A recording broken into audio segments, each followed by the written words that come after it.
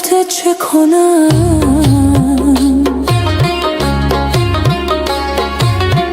های راه وطنم دور از خدایا چه کنم؟ های راه وطنم دور از خدا جان چاره چیست؟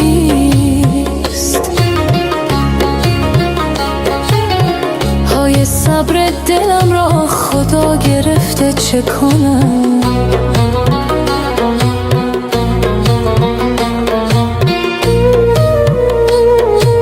های میگم خدایا هیچ غریبم نکنی،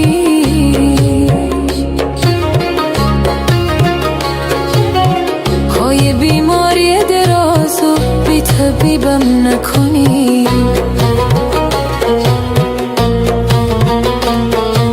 های بیماری دراز و بی طبیبم بی خداست،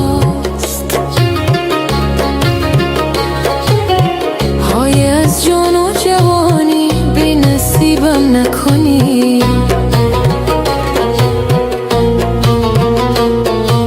های صد برگ سفیدم به این که چه حالا دارد هی، های تقدیر خدا بنگر که کارا دارد هی، های بیا بریم به پیش فلکم گریه کنیم، های از گریه ما فلک چه پروا دارد هی،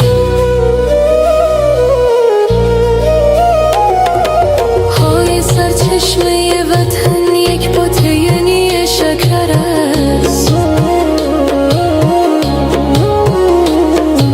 های آب خوردن آن به دست هر ره گذر است،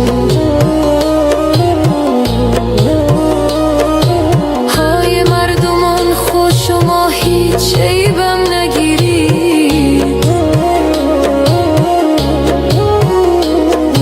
های این خندن من البته از خون جگر است.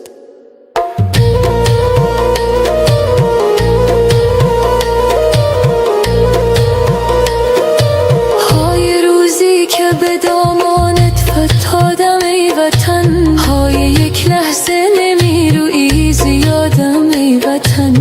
های میخواهم تمام عمر با تو باشم هی، های الله که نمیدهد مرادم ای وطن، های مردمان ز مهین بی خبر گشتن جدا،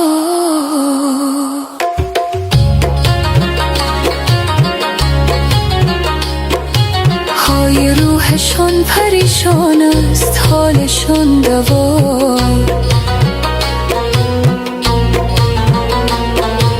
های میگم هی خدا فصل کرم داری همیشه،